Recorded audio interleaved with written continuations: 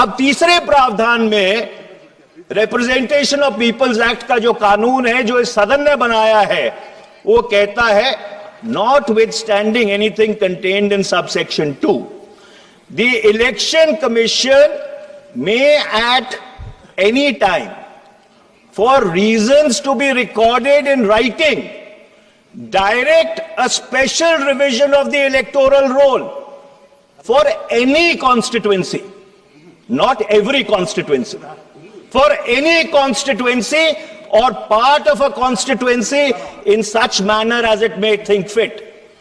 आगे कानून ये कहता है जो इस सदन ने बनाया है, provided that subject to the other provisions of this act, the electoral roll for the constituency, एक particular constituency, as is in force at that point in time of issue of any such direction, shall continue to be in force until completion of the special revision so directed.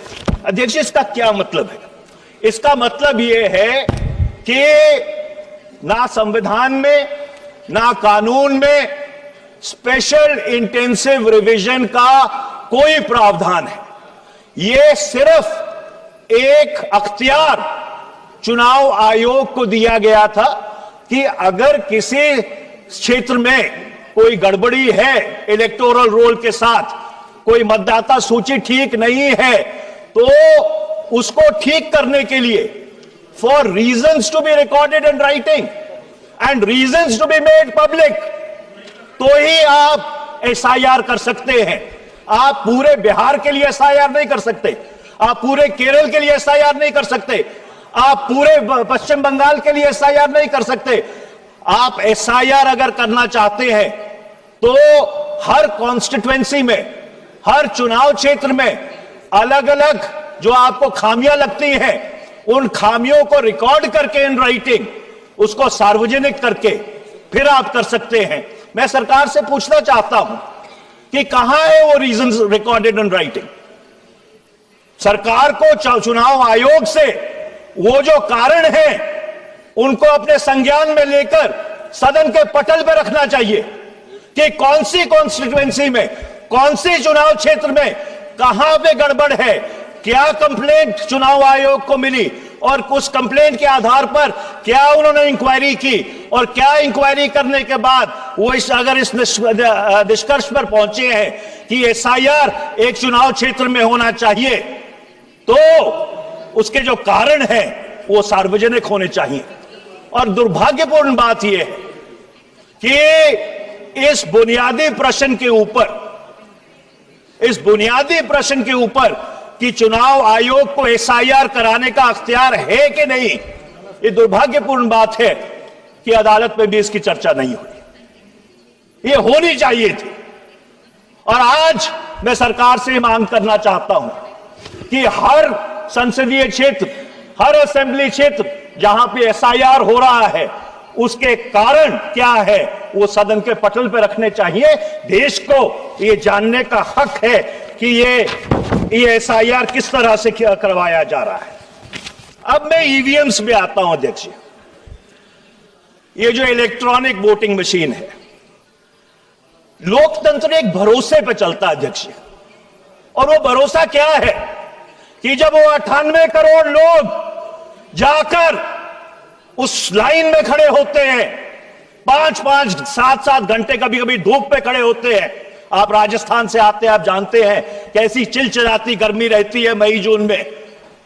उसको यह भरोसा होना चाहिए कि जो वो vote डाल रहा है वो सही जगह जा रहा है कि नहीं। और आज इस देश में बहुत लोगों को यह चिंता है।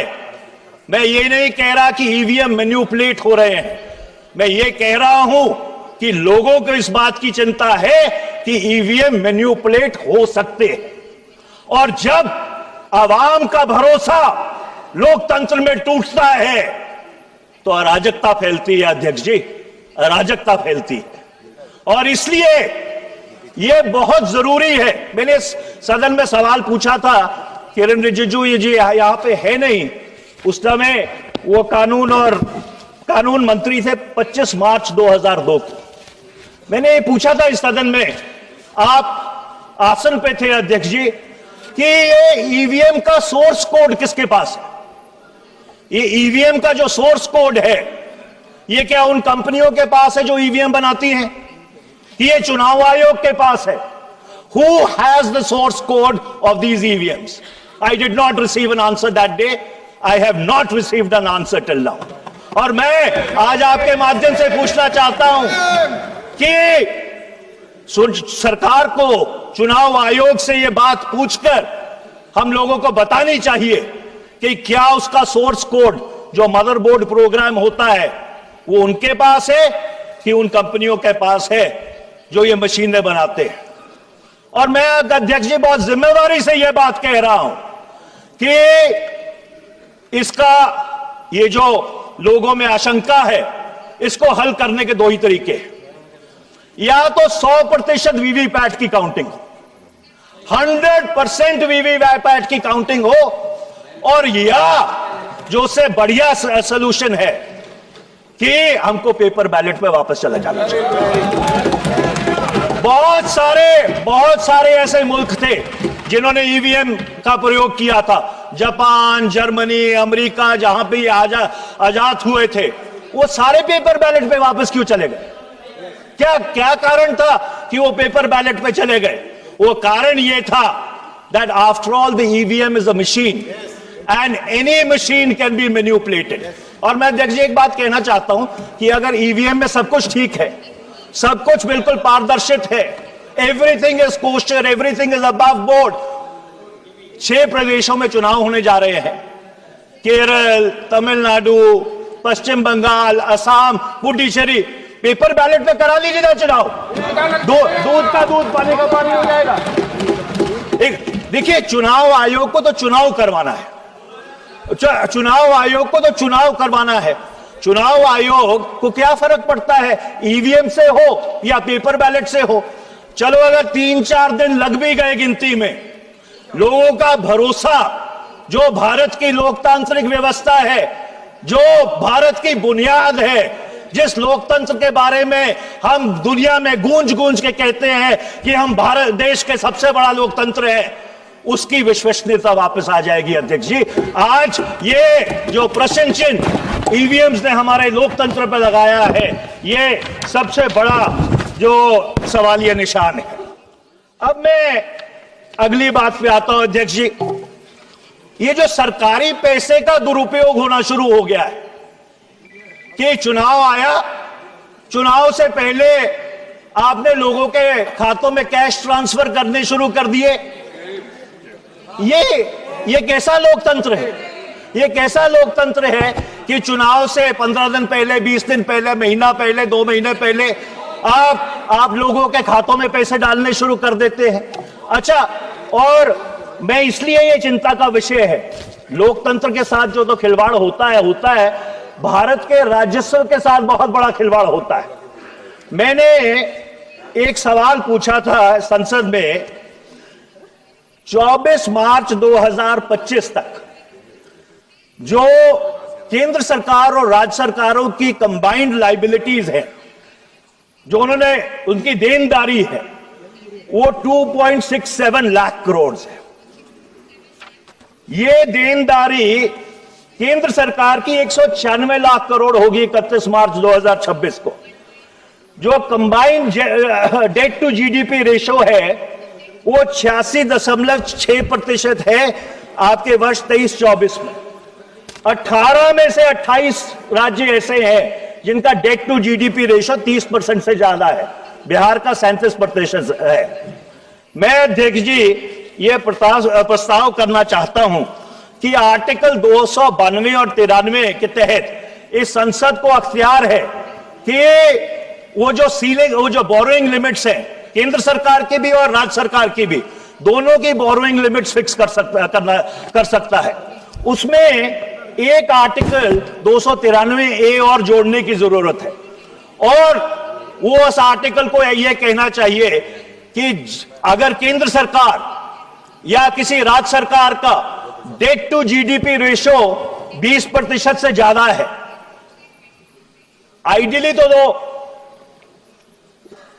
10% होना चाहिए, तो वो राज्य सरकार या केंद्र सरकार कोई कैश ट्रांसफर नहीं कर सकती। You cannot win elections at the cost of the national exchequer और the state exchequer. This will absolutely bankrupt our democracy, this will bankrupt our country. ये एक बहुत अहम प्रस्ताव है जिसको बहुत गंभीरता से इस सदन को अपने संज्ञान में लेना चाहिए। नहीं तो अध्यक्ष जी कोई राज्य सरकार बदलेगी नहीं कि चुनाव आया, किसी ने 20,000, किसने 15,000, किसने 35,000 रुपया लोगों के खातों में डाल दिया और दोबारा आप चुन के आ गए। और जो आपके सूबे का कर्जा है वो और ऊपर चढ़ता जा रहा है। कई सूबे तो इस देश में ऐसे हैं जो इंटरेस्ट को सर्विस करने के लिए, ब्याज को सर्विस करने के लिए, ब्याज चुकाने के लिए कर्जा लेते हैं। ये किस तरह का मुल्क बनाने जा रहे हैं हम? और ये चुनाव जीतना, सरकार बनाना, this is not an end in self. हमसे पहले बहुत लोग आए, हमसे बाद में बहुत लोग आएंगे, पर अगर ये देश बचेगा, इसका लोकतंत्र बचेगा, तो ही आने वाली पीढ़ियां ये कहेंगी कि हमारे पूर्वज जो थे वो हमको एक धरोहर सौंप के गए हैं। ये इंटरजेनरेशनल इक्विटी नहीं सौंप के गए। मैं एसआईआर के बारे में एक और चीज कहना चाहता हूं अध्यक्ष जी। अगर आप एसआईआर कर रहे हैं, मेरा तो मानना यह है कि चुनाव आयोग के पास कोई लीगल बेसिस नहीं है, कानून उनको इजाजत ही नहीं देता एसआईआर करने की। पर अगर आप कर रहे हैं तो आप मशीन रीडेबल लिस्ट क्यों नहीं देते राजनीतिक दलों को? उसमें क्या आपत्ति है? अरे एक तरफ तो आप डिजिटल की बात करते हैं कि भाई हम ईवीएम से चुनाव करवाएंगे, दूसरी तरफ उसी डिजिटल पे आप मशीन रीडेबल लिस्ट भी देने के लिए तैयार नहीं है। ये कैसी विडंबना है? ये कैसा खेला हो रहा है?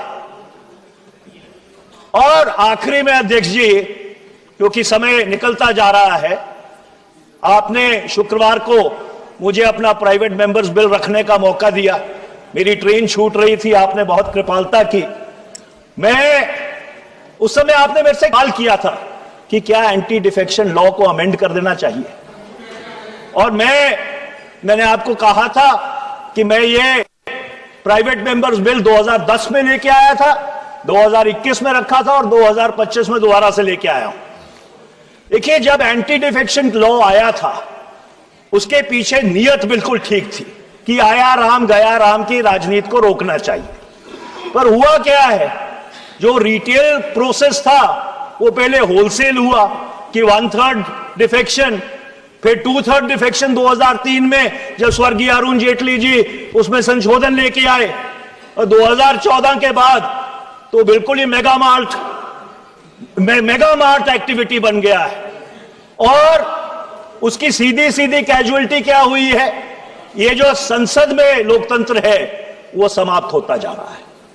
ये कॉन्स्टिट्यूएंसी, कॉन्शियंस और कॉमन सेंस ये बिल्कुल इन सदनों से बाहर जा रहा है। अध्यक्ष जी, कभी आपके पास इतना रिसर्च का ताना बाना है, कभी आप एक रिसर्च करके करवा के देखिए 1950 से लेकर 1985 तक इसी सदन की डिबेट की क्वालिटी क्या थी, और 1985 से लेकर 2025 तक उस चर्चा की क्वालिटी क्या रह गई है, और दूध का दूध और पानी का पानी हो जाएगा। तो अध्यक्ष जी, मैं आखिर में यह कहना चाहता हूं कि मेरी 3 मांगे हैं, क्योंकि चुनाव सुधार के ऊपर यह चर्चा है। सबसे पहले तो वो इलेक्शन कमीशन के अधिकारियों का चयन करने का कानून बदलिए, उसमें नेता प्रतिपक्ष को शामिल कीजिए राज्यसभा के, और नामजद तौर पे चीफ जस्टिस ऑफ इंडिया को शामिल कीजिए। जब बैलेंस रहेगा तभी तो क्या कहते हैं खेल ठीक होगा ना। और दूसरा, ये एसआईआर बंद कीजिए।